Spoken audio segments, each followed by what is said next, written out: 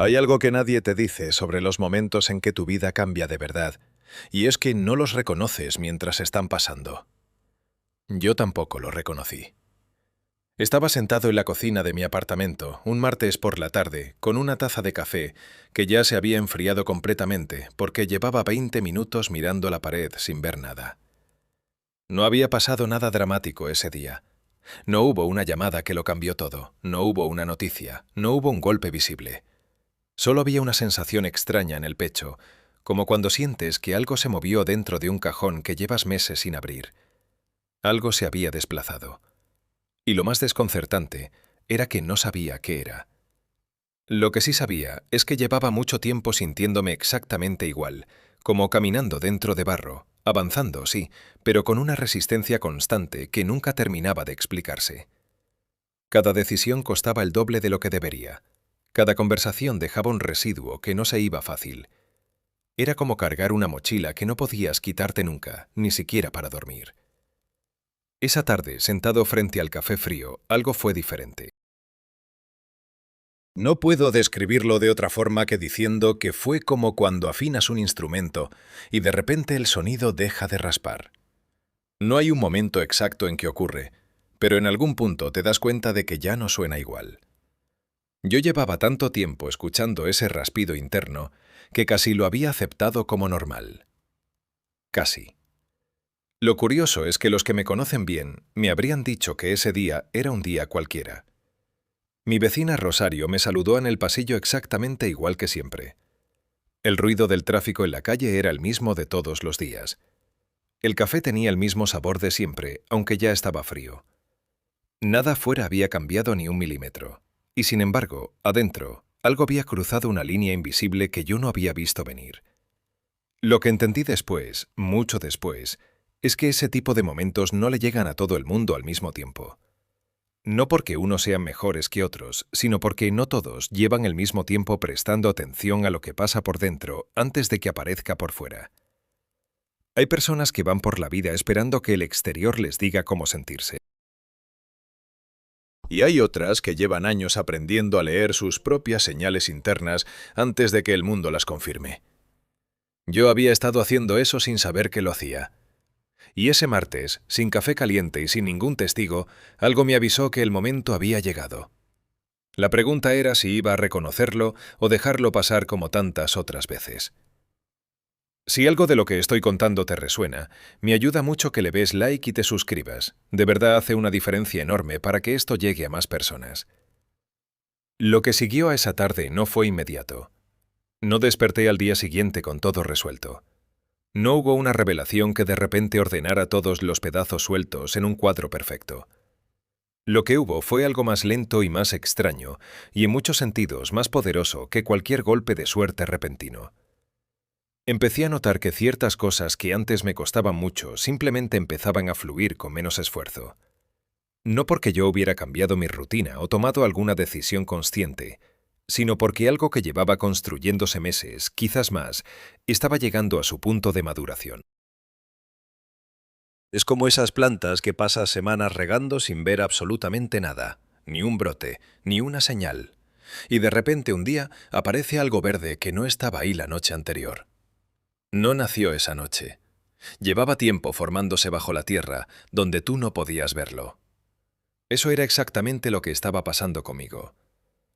Recordé una conversación que había tenido con mi amigo Andrés Castellanos unos 6 meses antes. Estábamos tomando algo en una terraza y yo le decía que sentía que estaba haciendo todo bien, pero que nada terminaba de moverse. Que el esfuerzo era real, pero los resultados no aparecían. Y él me dijo algo que en ese momento me pareció demasiado simple para ser útil. Me dijo que el problema era que yo estaba buscando el fruto en el mismo momento en que plantaba la semilla. Que no funcionaba así. Que el esfuerzo y el resultado nunca viven en el mismo tiempo.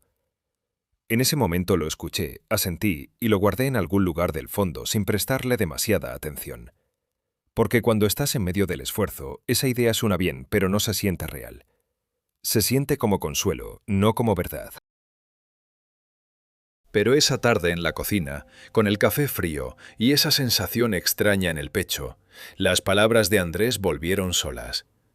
Y esta vez no sonaron como consuelo. sonaron como una explicación. Porque de repente podía ver con una claridad que antes no tenía que todo lo que había hecho en esos meses sin ver ningún resultado visible no había sido en vano.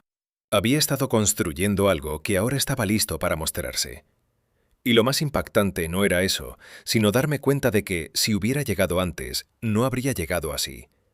No habría tenido la misma forma, ni el mismo peso, ni la misma solidez. El tiempo que había sentido como pérdida había sido en realidad parte de la estructura. Y lo que no sabía todavía era que reconocer eso iba a ser solo el principio de algo mucho más grande. La mayoría de las personas destruye su mejor momento sin darse cuenta, y lo hace justo cuando ese momento finalmente llega. Yo estuve a punto de hacer exactamente eso. Después de esa tarde en la cocina, después de que las palabras de Andrés volvieron con otro peso y de que algo interno empezó a sentirse diferente, lo que debería haber hecho era simple: seguir. Continuar con lo que estaba haciendo, con la misma dirección, sin pausar, sin cuestionarlo todo de nuevo. Pero la mente no funciona así, o al menos la mía no lo hacía en ese momento. Lo que pasó fue esto.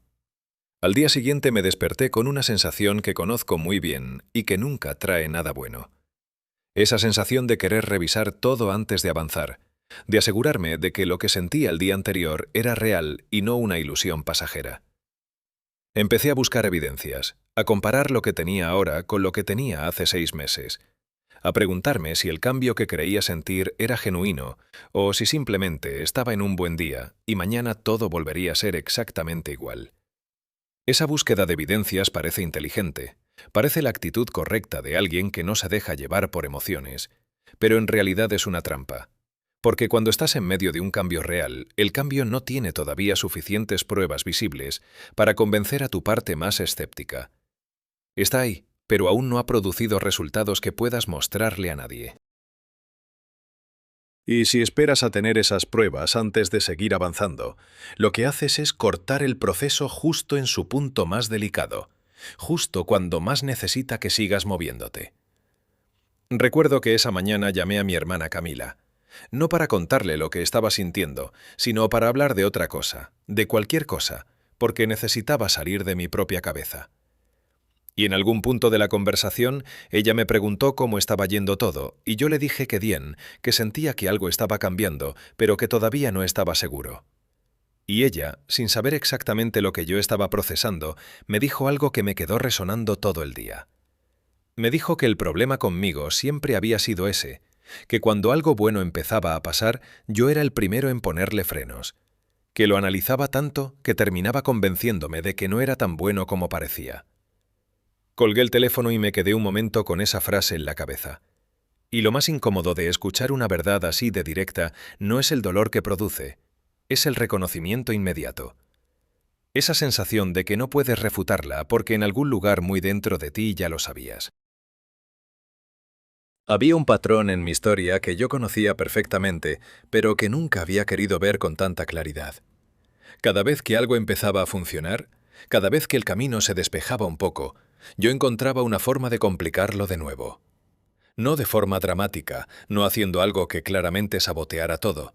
Lo hacía de forma sutil, esperando un poco más, revisando una vez más, pidiéndome un nivel de certeza que en la práctica nunca iba a llegar.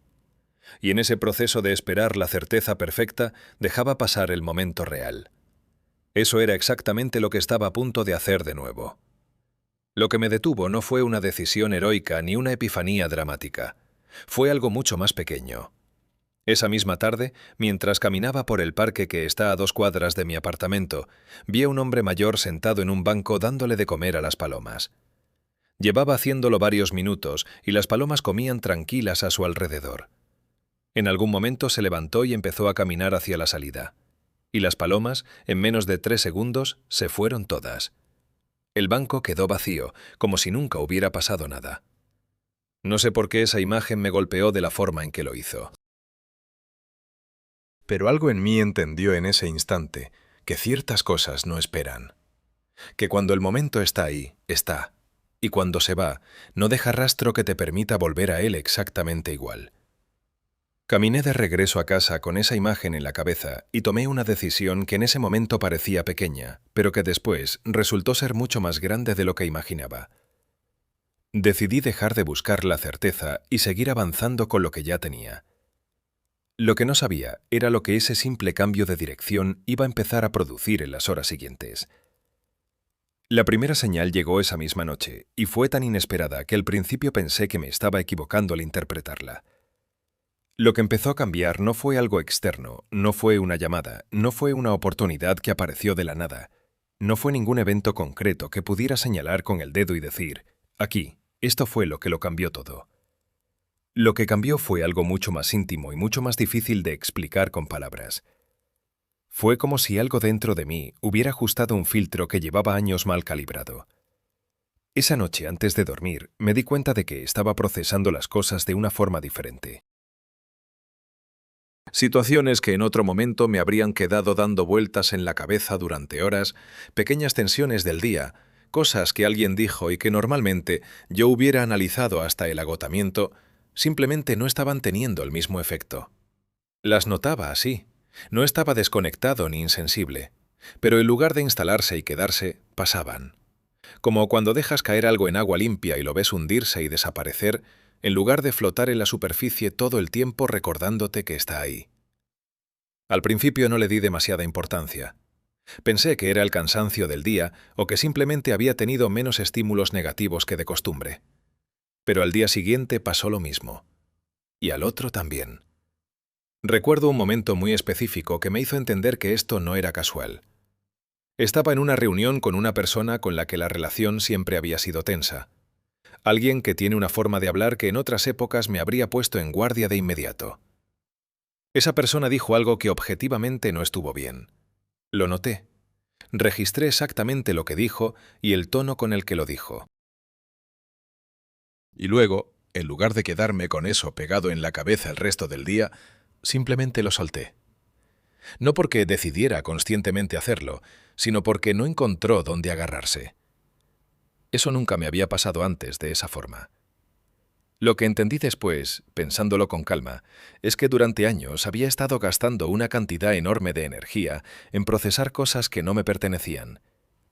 No en el sentido de que fueran problemas de otros, sino en el sentido de que no eran míos para cargarlos. Comentarios que no tenían que ver conmigo, pero que yo convertía en algo personal. Situaciones que eran simplemente situaciones, pero que yo transformaba en señales de algo más grande.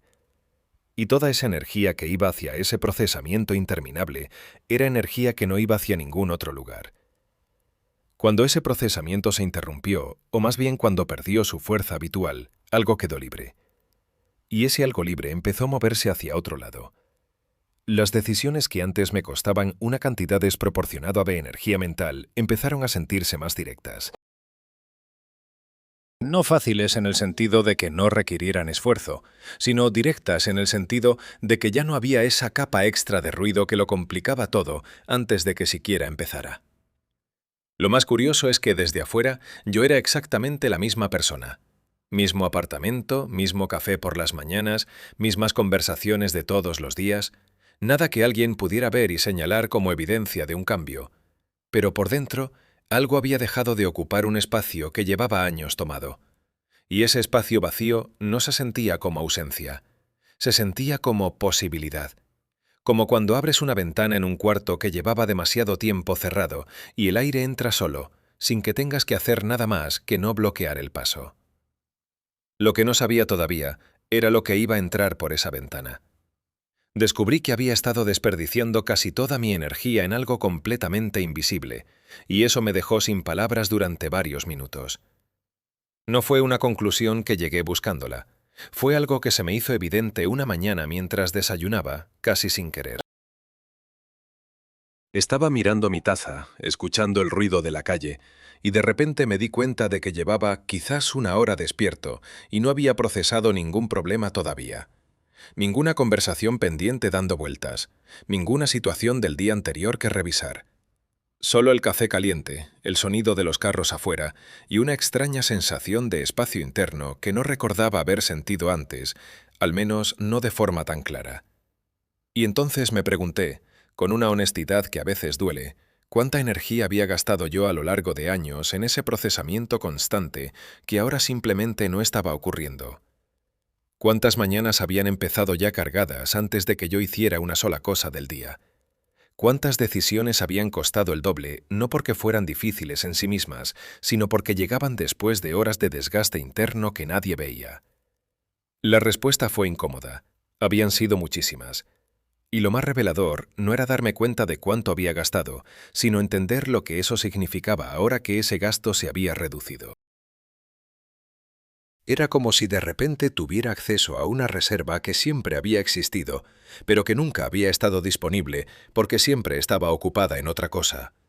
Y esa reserva ahora estaba libre. Y lo que empezaba a hacer con ella era completamente diferente a todo lo anterior.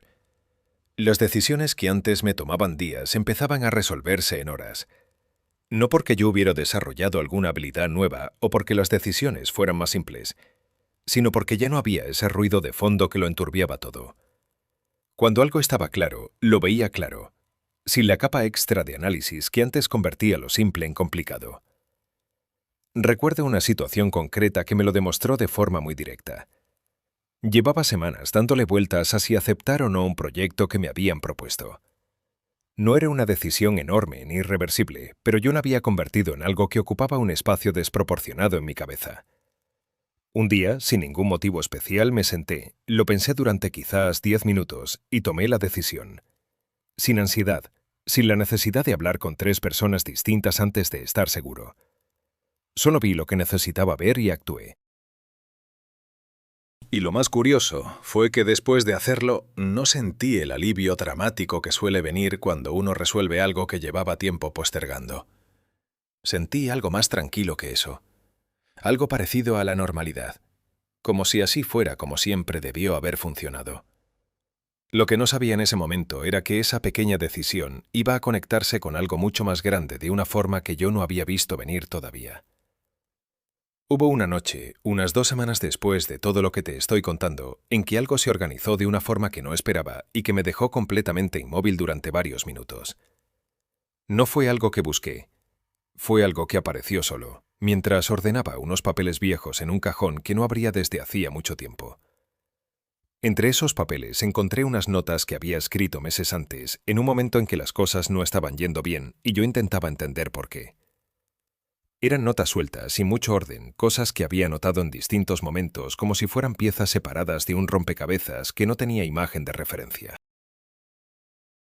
Las leí despacio, de pie junto al escritorio, con la única luz del cuarto encendida y el silencio completo del apartamento alrededor.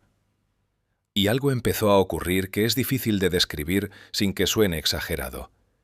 Las piezas empezaron a conectarse. Esa decisión que había tomado meses antes y que en su momento me pareció un desvío forzado, la que sentí como una puerta que se cerraba, empecé a ver que no había sido un cierre. Había sido un reposicionamiento. Me había movido de un lugar a otro que en ese momento no podía valorar porque todavía no tenía la distancia suficiente para verlo con perspectiva. Pero ahora, parado frente a esas notas, con todo lo que había pasado después, podía trazar una línea directa desde ese momento hasta donde estaba ahora. Y no era solo esa decisión, era una cadena completa. Situaciones que en su momento viví como fracasos o como tiempos perdidos empezaban a mostrar su función real. La época en que un proyecto no avanzó como yo esperaba me había obligado a desarrollar algo que después resultó ser exactamente lo que necesitaba para lo que vino después. El periodo en que me sentí estancado me había dado tiempo para procesar cosas que, si hubiera seguido corriendo, nunca habría tenido espacio para ver. Lo que más me impactó no fue la conexión en sí, fue darme cuenta de que nada había estado fuera de lugar. Que lo que yo había interpretado como error o como pérdida había tenido una función que simplemente no era visible desde adentro. Solo se podía ver desde afuera, desde el otro lado, desde este momento exacto en que estaba parado con esas notas en la mano y el silencio del apartamento a mi alrededor. Y entonces llegó una pregunta que no esperaba y que se instaló con una fuerza que no pude ignorar. Si todo lo que había sentido como pérdida tenía en realidad una función que yo no podía ver en ese momento, entonces, ¿qué estaba pasando ahora mismo? en este instante, que yo todavía no era capaz de interpretar correctamente. ¿Qué estaba ocurriendo delante de mis ojos que dentro de algunos meses vería con la misma claridad con la que ahora veía el pasado? Esa pregunta cambió algo en la forma en que empecé a mirar lo que tenía delante. Y lo que tenía delante era más de lo que yo pensaba. En el momento en que dejé de dudar del camino, algo que no esperaba apareció y casi lo destruyó todo. No fue un obstáculo externo, no fue una mala noticia ni una complicación que llegó desde afuera. Fue algo mucho más sutil y por eso mismo mucho más peligroso. Fue la desaparición de la duda. Sé que eso suena como algo positivo y en parte lo es, pero hay algo que nadie te explica sobre lo que pasa cuando la duda se va de verdad, cuando no es que la superas con esfuerzo, sino que simplemente deja de tener peso. Lo que ocurre es que de repente te quedas sin el sistema de navegación al que estabas acostumbrado. Durante años yo había usado la duda como brújula, aunque fuera una brújula defectuosa. Me preguntaba si estaba en el lugar correcto, si la dirección era la adecuada, si lo que estaba haciendo tenía sentido. Y aunque esas preguntas me frenaban, también me daban la sensación de que estaba siendo cuidadoso, de que no me estaba lanzando a ciegas. Cuando esa duda desapareció, lo primero que sentí no fue libertad, fue vértigo. Fue como caminar durante mucho tiempo con una mochila pesada en la espalda y que alguien te la quite de repente. El alivio es real, pero los primeros pasos sin ella se sienten raros, casi inestables, porque tu cuerpo estaba acostumbrado a compensar ese peso y ahora no sabe qué hacer con la ausencia. Eso fue lo que me pasó durante unos días después de esa noche con las notas. Podía ver el patrón con claridad.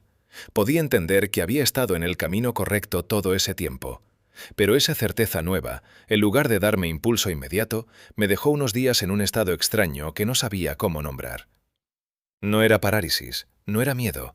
Era algo más parecido a la calma que precede algo grande. Esa calma que no se siente tranquila, sino tensa, como el aire justo antes de que empiece a llover.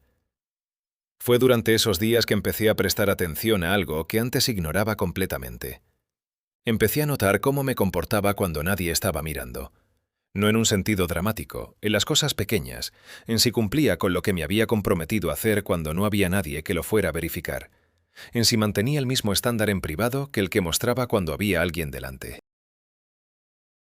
Y lo que descubrí en ese ejercicio fue más revelador que cualquier otra cosa que hubiera visto en ese periodo. Hay una diferencia enorme entre la persona que uno es cuando alguien está mirando y la persona que uno es cuando está solo. Y esa diferencia, en la mayoría de los casos, es la que determina todo lo demás. No las decisiones grandes y visibles, las pequeñas, las que no tienen testigos, las que nadie va a reconocer ni aplaudir. Recordé algo que había pasado meses antes, en una situación laboral donde yo tenía la opción de hacer algo de una forma más fácil que nadie hubiera cuestionado, algo que habría pasado completamente desapercibido, y sin embargo no lo hice. En ese momento no lo pensé mucho. Simplemente elegí la forma más honesta aunque costara más esfuerzo. Y lo olvidé casi de inmediato porque no hubo ningún reconocimiento externo, ninguna consecuencia visible, nadie que dijera nada. Pero ahora, pensándolo desde este otro lado, entendí que ese momento había sido más importante de lo que parecía. No porque alguien lo hubiera visto, sino precisamente porque nadie lo vio y yo lo hice igual. Ese tipo de decisión, multiplicada por todas las veces que había ocurrido algo parecido, era la base real de todo lo que estaba empezando a moverse. No la estrategia, no el plan. La base era el tipo de persona que yo había elegido ser en los momentos donde no había ningún incentivo externo para serlo. Eso no se construye de un día para otro. Se construye en silencio, durante meses, a veces durante años, en decisiones que en el momento parecen pequeñas o incluso irrelevantes. Y cuando esa base está sólida, todo lo que se construye encima tiene una estabilidad diferente. No la estabilidad frágil de algo que depende de circunstancias externas, sino la estabilidad de algo que viene de adentro y que por eso mismo no colapsa cuando el exterior se complica. Lo que no sabía todavía era que esa base iba a ser exactamente lo que necesitaría en los días siguientes, porque lo que estaba a punto de llegar iba a poner a prueba no mi capacidad ni mi preparación, sino algo mucho más específico y mucho más difícil de sostener bajo presión. y la presión llegó de una forma que no esperaba en absoluto. Fue un jueves por la mañana, con el sol entrando por la ventana del cuarto y el olor a café recién hecho desde la cocina, en un momento que en apariencia era completamente normal, cuando sonó el celular y todo lo que había estado construyéndose silenciosamente durante meses se puso de repente frente a mí de una forma concreta, real, y con un tiempo de respuesta que no admitía el lujo de esperar hasta estar completamente seguro. Lo que vi en la pantalla del celular me hizo quedarme completamente quieto durante unos segundos. No porque fuera algo malo, sino porque era exactamente lo que había estado esperando, pero llegó mucho antes de que yo pensara que estaba listo para recibirlo. Y en ese momento, toda la teoría sobre confiar en el proceso y no frenar el momentum dejó de ser teoría.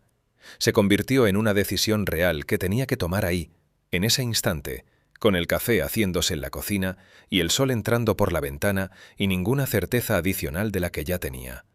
Lo que vi en la pantalla del celular ese jueves por la mañana me paralizó durante exactamente 3 respiraciones, y en esas 3 respiraciones casi cometí el error más caro de todo ese periodo. Era un mensaje de Diego Fuentes, alguien con quien había tenido conversaciones intermitentes durante meses sobre un proyecto que yo consideraba importante, pero que nunca había terminado de concretarse. Diego era de esas personas que se mueven rápido, que no repiten las ofertas, que cuando dicen que algo está disponible, ahora lo dicen en serio y con fecha de vencimiento. Y el mensaje era claro.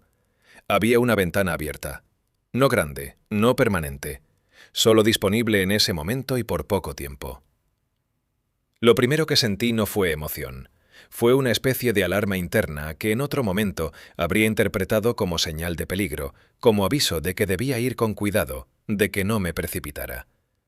Esa voz que dice, espera, revisa, asegúrate de que es lo que parece. Y lo curioso es que esa voz sonaba exactamente igual que siempre, con el mismo tono razonable, con los mismos argumentos sensatos.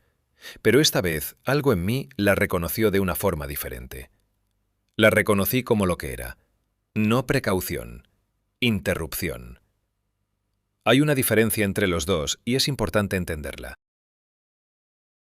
La precaución genuina aparece cuando hay información real que falta, cuando hay un dato concreto que necesitas antes de poder decidir con sentido. La interrupción aparece cuando ya tienes todo lo que necesitas para decidir, pero el hábito de frenar es tan fuerte que se activa de todas formas, sin importar si hay razón real para hacerlo o no. Yo tenía todo lo que necesitaba para responder ese mensaje. Lo había tenido durante meses. El proceso que había vivido en las semanas anteriores, la claridad que había ganado, el patrón que había visto con tanta nitidez esa noche con las notas, todo apuntaba en la misma dirección. Y sin embargo ahí estaba esa voz, puntual como siempre, diciéndome que esperara un poco más. Me quedé de pie en la cocina con el celular en la mano y el olor a café llenando el cuarto. El sol había avanzado y ahora caía directo sobre la mesa. Y en ese silencio de jueves por la mañana, tomé una decisión que fue pequeña en apariencia y enorme lo que significó. Decidí responder sin esperar a que la voz se callara.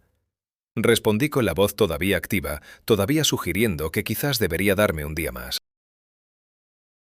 La ignoré no porque desapareciera, sino porque entendí que esperar a que desapareciera era exactamente la trampa. Eso fue lo que cambió en ese momento. No que dejé de sentir el impulso de frenar, sino que dejé de obedecerlo automáticamente. Respondí el mensaje, directo, sin sobreexplicaciones, sin el tipo de redacción que suaviza todo hasta hacerlo irreconocible. Y en el momento en que lo envié sentí algo que no esperaba. No alivio, no satisfacción. Sentí que algo se había alineado. Como cuando una pieza encaja en su lugar y el mecanismo completo puede empezar a moverse. Esa sensación duró solo unos segundos y luego volvió la calma normal. Pero esos segundos fueron suficientes para entender que había cruzado algo que antes no había podido cruzar. Lo que vino después de ese mensaje fue silencio durante algunas horas. Y ese silencio, que en otro momento habría llenado con interpretaciones y con la revisión constante del celular, esta vez simplemente lo dejé estar. Seguí con el día. Hice lo que tenía que hacer. Y esa capacidad de soltar el resultado después de haber actuado, esa fue quizás la parte más nueva de todo lo que estaba experimentando. Porque actuar es una cosa, Actuar y luego soltar es otra completamente diferente. Y lo que llegó después de ese silencio fue algo que no había anticipado en ninguna de sus formas. Lo que llegó no fue una respuesta de Diego. Fue algo que ocurrió dentro de mí en algún momento de esa misma tarde, mientras caminaba por el pasillo de mi apartamento sin ningún propósito especial, y que se instaló con tanta claridad y tanta fuerza que me detuve en seco en medio del pasillo como si hubiera chocado con algo invisible. No fue un pensamiento elaborado, no fue una conclusión que llegué después de analizar algo. Fue una sola cosa, una dirección. Tan directa y tan simple que mi primera reacción fue casi de incomodidad, porque las cosas que son realmente importantes rara vez llegan envueltas en complejidad. Llegan simples. Y lo simple, cuando uno está acostumbrado a buscar señales elaboradas, desconcierta.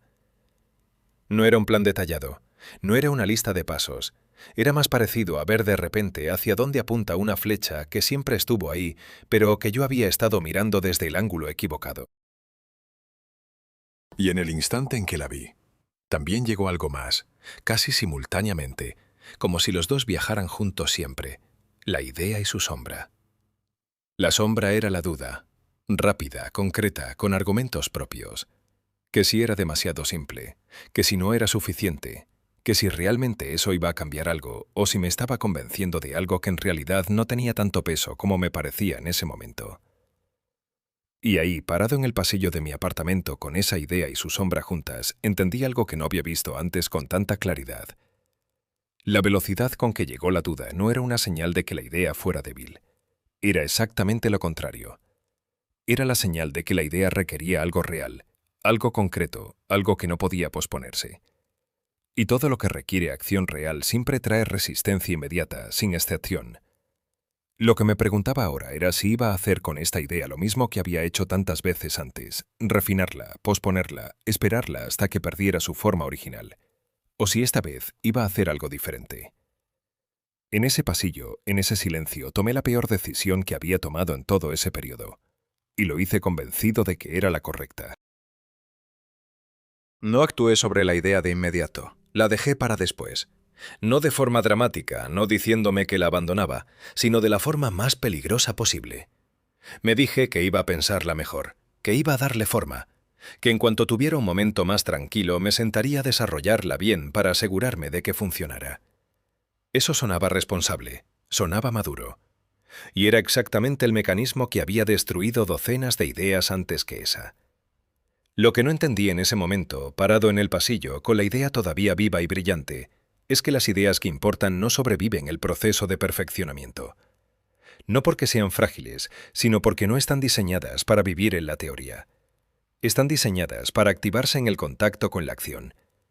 Y cuando las sacas de ese contacto y las metes en un proceso de refinamiento interminable, lo que terminas guardando ya no es la idea original. Es una versión tan procesada y tan trabajada que ha perdido exactamente lo que la hacía funcionar al principio. Me fui a dormir esa noche sin haber actuado, y lo curioso es que no sentí que había cometido un error. Me sentí tranquilo, incluso satisfecho, como si haber decidido pensarlo mejor fuera en sí mismo un avance. Esa sensación falsa de progreso es una de las trampas más efectivas que existen. Porque no duele, no alerta. Se siente como responsabilidad y por eso es muy difícil de identificar como lo que realmente es. Al día siguiente me desperté y fui directo a pensar en la idea. Y ahí empezó algo que reconocí solo mucho después. Empecé a encontrarle problemas. No porque los tuviera, sino porque cuando le das tiempo a la mente para trabajar sobre algo sin anclarlo a la acción, la mente llena ese espacio con preguntas. Y las preguntas generan más preguntas, y de repente lo que ayer era una dirección clara se convierte en un laberinto de condiciones que hay que resolver antes de poder avanzar. Pasé esa mañana agregando capas, pensando en escenarios posibles, en lo que podría salir mal, en si el momento era el correcto, en si habría una forma más eficiente de hacerlo. Y cada capa que agregaba me alejaba un poco más de la simplicidad original que era precisamente lo que hacía que la idea tuviera fuerza. Para el mediodía la idea ya no se sentía igual. Seguía ahí, pero era como ver una fotografía que se ha ido borrando poco a poco. Los contornos todavía existían, pero algo esencial se había perdido en el proceso. Esa nitidez que la noche anterior me había detenido en seco en el pasillo ya no estaba. Y lo reemplacé sin darme cuenta por algo más elaborado, más cuidado, más trabajado. Algo que en papel parecía más sólido, pero que en realidad era mucho menos real. No fue hasta 3 días después, en una conversación con Valentina Ríos, una persona que conocía desde hacía años y que tiene una habilidad particular para decir lo que nadie más dice en voz alta, que entendí lo que había hecho. Le estaba contando la idea, ya en su versión procesada y revisada, y ella me escuchó con atención y luego me preguntó algo muy simple. Me preguntó si esa era la idea original o si la había modificado. Y cuando intenté responderle, me di cuenta de que no podía recordar con exactitud cuál había sido la idea original. La había trabajado tanto que había perdido el hilo de vuelta al principio. Valentina no dijo nada más. Solo asintió, como si eso fuera suficiente. Y lo era. Esa conversación fue el golpe que necesitaba para entender algo que cambió completamente mi relación con las ideas a partir de ese momento. Las ideas no mueren porque el mundo no está listo para ellas. Mueren porque nosotros no estamos dispuestos a movernos con ellas mientras todavía están vivas. Las enterramos bajo capas de preparación, de análisis, de condiciones previas, y cuando finalmente decidimos que ya estamos listos, lo que sacamos ya no tiene el mismo pulso que tenía al principio. La imagen que me quedó de esa conversación con Valentina fue la de alguien que recibe una llamada importante, la pone en espera para preparar lo que va a decir, y cuando vuelve a la línea ya no hay nadie al otro lado. No porque la llamada fuera una mentira, sino porque las llamadas que importan no esperan indefinidamente. Desde ese día empecé a hacer algo diferente con las ideas que llegaban con esa claridad directa e incómoda. En lugar de anotarlas para desarrollarlas después, hacía algo con ellas de inmediato. No necesariamente el paso más grande, a veces solo el primero. Solo el gesto inicial que las anclaba a la realidad antes de que el proceso de refinamiento tuviera tiempo de empezar. Y lo que descubrí fue que ese primer paso, por pequeño que fuera, cambiaba completamente la energía de todo lo que venía después. Porque una idea en movimiento genera información real. Te dice si va en la dirección correcta o si necesita ajuste. Te da datos concretos con los que trabajar, mientras que una idea en tu cabeza solo genera más preguntas sin respuesta. Y las preguntas sin respuesta, acumuladas, terminan siendo el peso que hace que todo se detenga antes de empezar. Lo que no sabía todavía era que iba a tener que aplicar ese aprendizaje muy pronto, en una situación donde la velocidad de lo que estaba pasando iba a hacer que cualquier pausa se sintiera como quedarse dormido en medio de una corriente. Y esa situación estaba más cerca de lo que imaginaba. Hay un tipo de claridad que no avisa, que no pide permiso, y que cuando llega no te da tiempo de prepararte. Y yo la experimenté de la forma más inesperada posible. Fue unos días después de la conversación con Valentina, después de haber entendido lo que le había hecho a esa idea en el pasillo, después de haber decidido que la próxima vez que algo llegara con esa nitidez directa, iba a moverme con ello antes de que el análisis tuviera tiempo de instalarse. Había tomado esa decisión de forma consciente, como una especie de compromiso interno. Lo que no sabía era cuánto iba a costarme cumplirlo cuando llegara el momento real. Esa mañana me desperté antes de lo habitual. No por ninguna razón concreta, simplemente me desperté, con el cuarto todavía oscuro y el silencio de las horas tempranas alrededor. Me quedé un momento en la cama sin moverme, escuchando el sonido de la ciudad que empezaba a activarse afuera, ese ruido suave y continuo que tiene algo de constante y algo de vivo.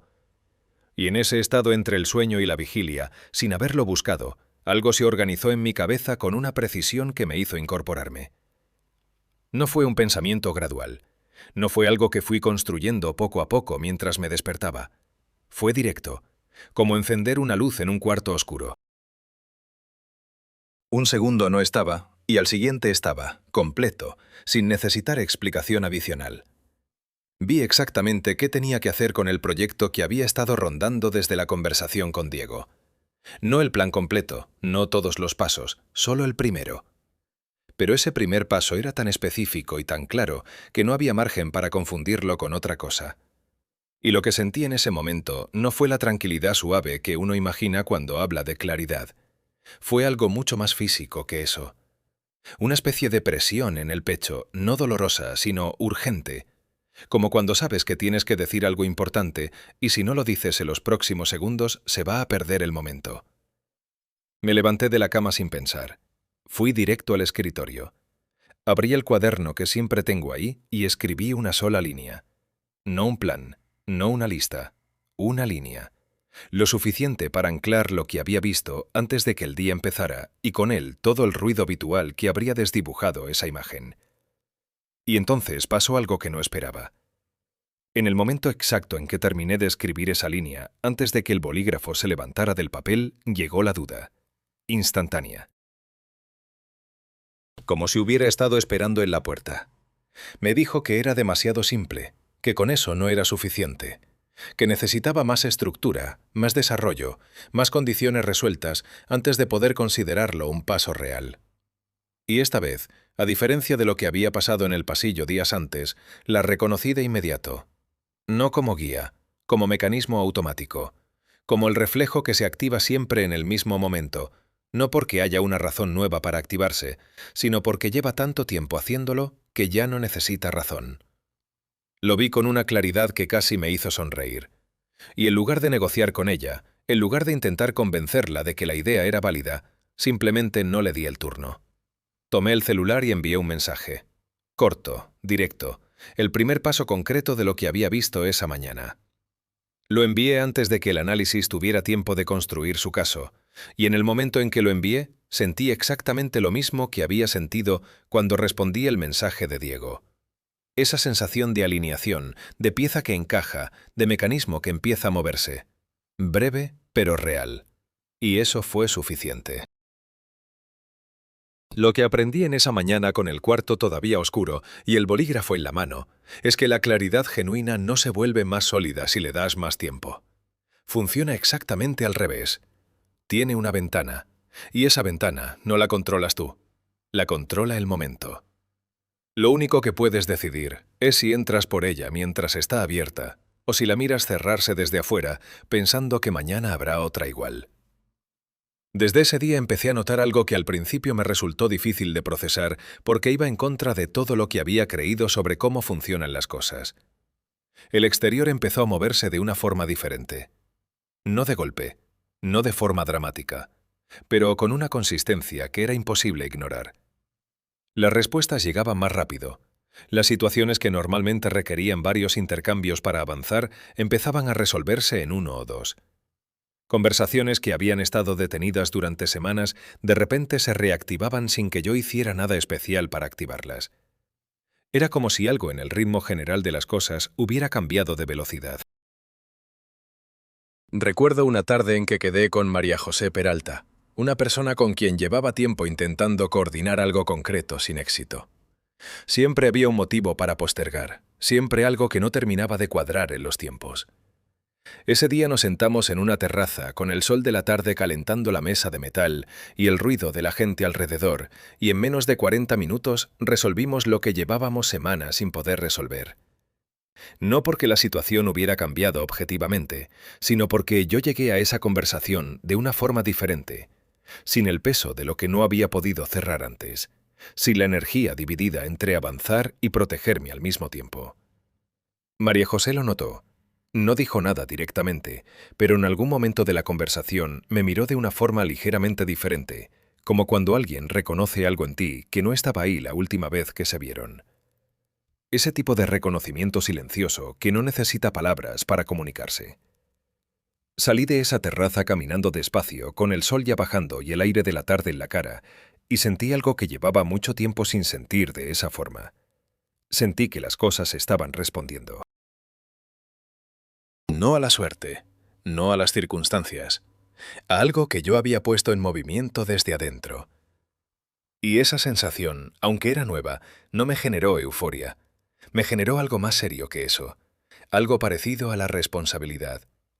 Porque cuando entiendes que las cosas responden a ti, también entiendes que lo que hagas a partir de ahora tiene un peso diferente al que tenía antes. Y lo que estaba a punto de enfrentar iba a poner ese peso a prueba de una forma que todavía no podía anticipar. Nadie te dice que el momento más peligroso no es cuando las cosas van mal, sino exactamente cuando empiezan a ir bien. Yo lo descubrí de la peor forma posible, justo cuando el ritmo que había estado construyendo durante semanas alcanzó una velocidad que no había sentido antes. Las cosas con Diego habían avanzado, la conversación con María José había producido resultados concretos. Había actuado sobre esa idea temprana en el escritorio con el cuarto oscuro y ese movimiento había generado una respuesta que no esperaba tan rápido. Todo estaba fluyendo. Y fue exactamente en ese punto donde apareció algo que no reconocí a tiempo. No fue miedo. El miedo es reconocible. Tiene una textura específica, un peso que se identifica. Lo que apareció fue algo más sofisticado y por eso mismo más difícil de detectar. Fue la sensación de que las cosas iban demasiado rápido, de que quizás necesitaba consolidar lo que ya tenía antes de seguir avanzando, de que moverse a ese ritmo sin pausar a revisar era irresponsable. Y lo más curioso es que esa sensación llegó justo después de uno de los mejores momentos del periodo. Recibí una respuesta de Diego que confirmaba que el proyecto estaba avanzando en una dirección que hacía semanas habría parecido imposible. En lugar de sentir que eso era una señal de que el camino estaba funcionando, mi primer impulso fue querer parar. Querer sentarme a procesar lo que estaba pasando antes de dar el siguiente paso. Querer asegurarme de que estaba listo para lo que venía. Esa noche, en lugar de responder a Diego con la misma naturalidad con que había respondido antes, me tomé horas. Revisé el mensaje varias veces. Lo pensé desde distintos ángulos. Y cuando finalmente respondí, lo hice con una versión mucho más cautelosa de lo que habría dicho naturalmente. Más suavizada, más protegida. Con menos de la claridad directa que había tenido en los intercambios anteriores. Al día siguiente noté algo. La energía del intercambio era diferente. No dramáticamente, pero sí perceptiblemente. Diego respondió de forma más corta, más neutral. Esa fluidez que habíamos tenido en las conversaciones anteriores se había enfriado un grado. No era un colapso, era algo más sutil. Pero yo lo sentí de inmediato porque había experimentado cómo se sentía cuando las cosas fluían y esto ya no se sentía igual. Lo que entendí ahí, con ese intercambio enfriado delante de mí, es que la velocidad no era el problema. Nunca lo había sido. El problema era lo que yo hacía cuando la velocidad llegaba. Porque la velocidad en sí misma no crea caos. Lo que crea caos es intentar controlarla en lugar de moverse con ella. Cuando confías en lo que estás haciendo, la velocidad es simplemente el ritmo natural de las cosas que funcionan. Cuando no confías, la velocidad se convierte en una amenaza que hay que manejar. Y la forma de manejarla, frenar, revisar, suavizar, es exactamente lo que rompe el flujo que estabas experimentando. Esa fue la lección más difícil de ese periodo, porque requería algo que no podía entrenarse fácilmente. No habilidad, no preparación. Confianza. No la confianza que se declara en voz alta, sino la que se demuestra en lo que haces cuando las cosas van bien y tu instinto te pide que frenes a un momento para asegurarte de que es real. Recuperé el ritmo con Diego. No de forma dramática, sino volviendo a la misma naturalidad directa que había tenido antes. Respondí su siguiente mensaje sin sobrepensarlo, sin suavizarlo, y la fluidez volvió casi de inmediato, como si hubiera estado esperando que yo dejara de interrumpirla. Eso me enseñó algo que no olvidé. El momentum no desaparece para siempre cuando lo interrumpes, pero tampoco espera indefinidamente. Tiene una paciencia limitada. Y si lo interrumpes demasiadas veces en el mismo periodo, en algún punto sí se va. Y recuperarlo desde cero cuesta mucho más que simplemente no haberlo detenido. Lo que no sabía en ese momento es que la prueba real todavía no había llegado. Lo que había experimentado con Diego era solo el aviso, el ensayo. Lo que vendría después iba a ser completamente diferente y mucho más difícil de navegar, porque no llegaría como una amenaza obvia, llegaría disfrazado de algo que yo quería escuchar. Lo que llegó fue una voz familiar, no la voz interna de la duda que ya conocía bien y que había aprendido a identificar. Esta vez fue una voz externa, real, con nombre y cara, alguien que conocía mi historia y que llegó con argumentos que sonaban completamente razonables. Fue Juan Carlos Medina, alguien que había estado presente en distintos momentos de los últimos años y que siempre había tenido una perspectiva que yo respetaba. Nos encontramos una tarde en un café del centro, uno de esos lugares con mesas pequeñas y el ruido constante de la máquina de café de fondo, y en algún punto de la conversación, después de que yo le contara brevemente cómo estaban yendo las cosas, él hizo una pausa y me dijo algo que en el momento sonó como consejo genuino y que tardé días en ver desde otro ángulo. Me dijo que quizás estaba yendo demasiado rápido, que había que cuidar lo que ya se tenía antes de expandirlo, que los procesos que se aceleran mucho en poco tiempo tienden a ser inestables. Y que en su experiencia, la prudencia en los momentos de apertura era lo que separaba los resultados que duraban de los que se desvanecían. Todo lo que dijo sonaba sensato, sonaba a experiencia, sonaba exactamente como el tipo de consejo que uno agradece porque viene de alguien que ha visto cosas. Y sin embargo, mientras lo escuchaba con el ruido de la máquina de café de fondo y la luz suave de esa tarde entrando por la ventana, algo en mí se puso alerta de una forma que no supe interpretar de inmediato. No era que Juan Carlos tuviera mala intención, estoy seguro de que no la tenía. Era algo más sutil que eso. Era que sus palabras, por muy bien intencionadas que fueran, estaban diseñadas para un momento diferente al que yo estaba viviendo. Eran consejos válidos para otro contexto, para otra persona, para otra etapa. Pero aplicados a este momento específico, en este punto preciso donde el flujo estaba activo y respondiendo, eran exactamente lo que podía apagarlo todo. Y lo más peligroso era que yo quería escucharlos, porque sonaban a seguridad, y la seguridad, cuando las cosas van rápido, tiene un atractivo enorme. Lo que todavía no sabía era hasta qué punto iba a tener que elegir entre esa seguridad y todo lo que estaba abriéndose. Hice exactamente lo que Juan Carlos me sugirió, y en menos de una semana perdí casi todo lo que había construido en ese periodo. No de golpe, eso es lo que hace que este tipo de error sea tan difícil de detectar a tiempo. No hay un momento concreto donde puedas decir, aquí fue, aquí lo rompí todo. Es más gradual que eso, es más silencioso. Y es mucho más doloroso precisamente porque no duele de inmediato. Lo que hice fue simple. Después de esa conversación en el café con Juan Carlos, decidí aplicar lo que él llamaba prudencia. Reduje el ritmo. Empecé a revisar más antes de responder. Dejé de actuar sobre las cosas en el momento en que aparecían con claridad y volví al viejo hábito de procesarlas primero, de asegurarme de que estaba listo, de esperar condiciones más estables antes de moverme. Todo eso que había aprendido a reconocer como interrupción, lo volví a vestir con el nombre de responsabilidad, y me lo creí completamente. Los primeros días no pasó nada visible. Eso es lo más cruel de este tipo de retroceso. Las primeras señales son tan sutiles que puedes ignorarlas sin esfuerzo. Diego tardó un poco más en responder. Eso podía ser cualquier cosa. La energía de las conversaciones se fue normalizando, volviendo a ese tono neutro y sin urgencia que tenían antes de que todo empezara a moverse. Eso también podía tener 1000 explicaciones. Pero yo lo sentía. En algún lugar que no era la cabeza, sino algo más abajo, algo más cercano al estómago, lo sentía. Esa sensación de que algo que estaba vivo empezaba a enfriarse.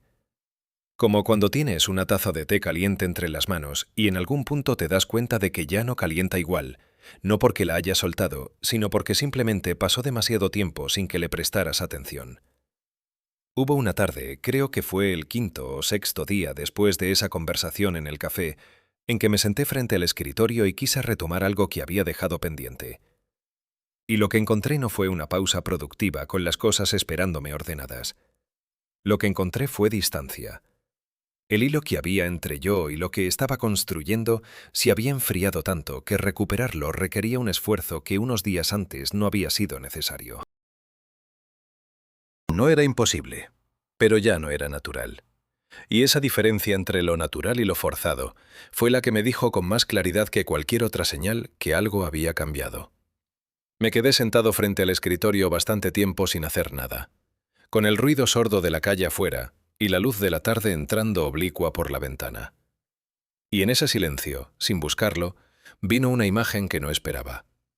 Recordé algo que había visto de niño. Un familiar que sabía cultivar tenía un pequeño espacio donde crecían plantas que él cuidaba con una atención muy específica. Había una que tardó meses en mostrar cualquier señal visible de vida.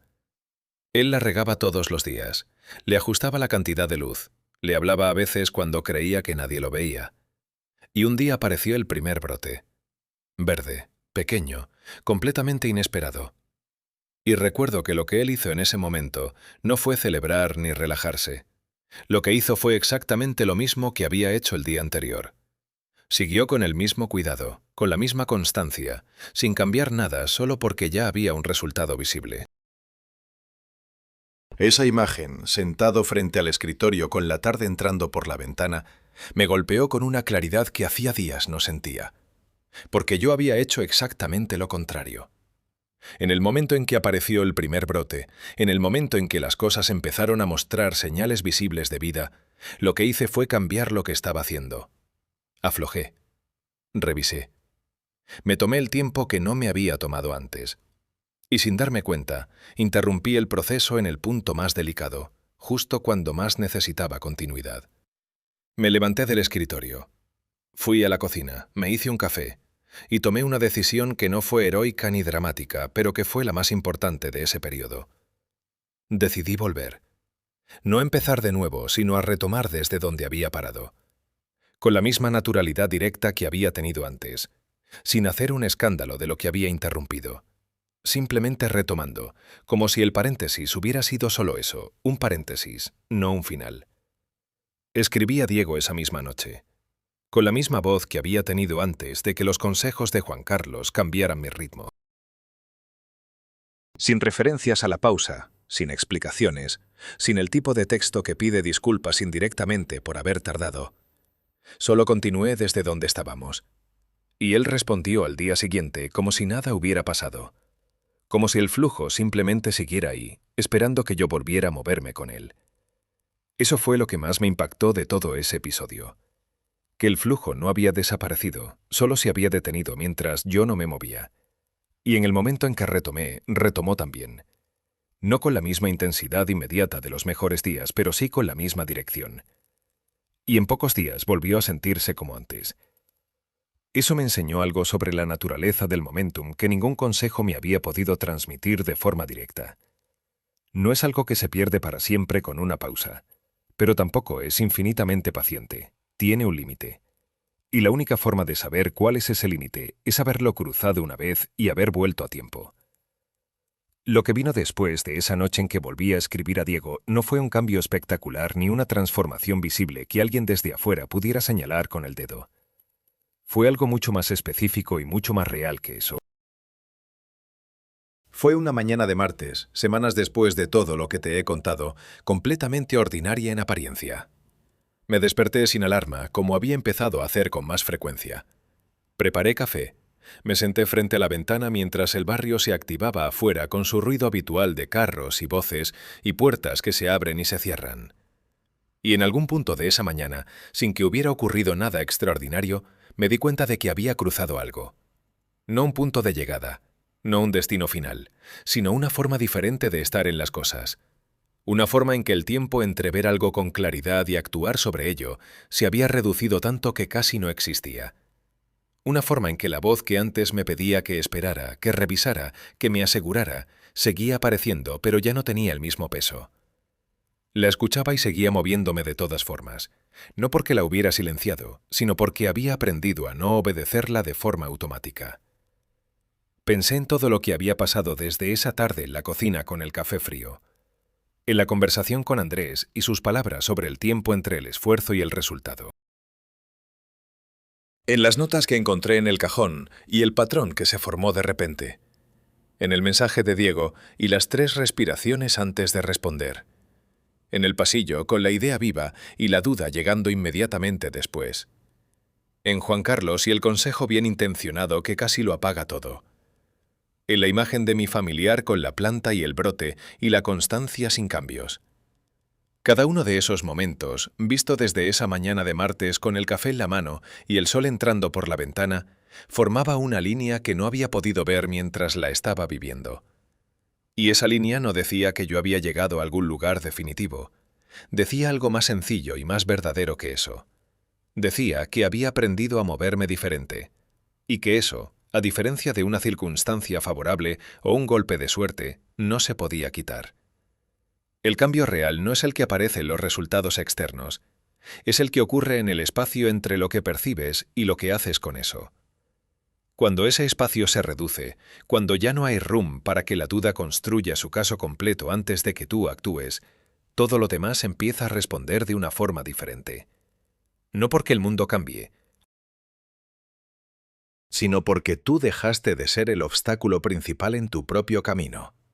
Y ahora te hago una pregunta que quiero que respondas con honestidad en los comentarios.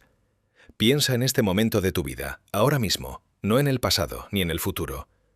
Hay algo que ves con claridad, algo que sabes que tienes que hacer, y sin embargo llevas días, semanas o quizás meses sin moverte con ello. Y la pregunta es esta.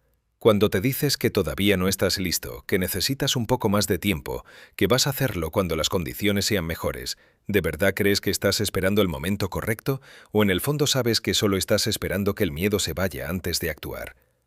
Escríbelo abajo, quiero leerlo. Y si esta historia te movió algo por dentro, si te reconociste en alguno de estos momentos, dale like y suscríbete al canal. Es la forma más directa de decirme que esto vale la pena seguir haciéndolo.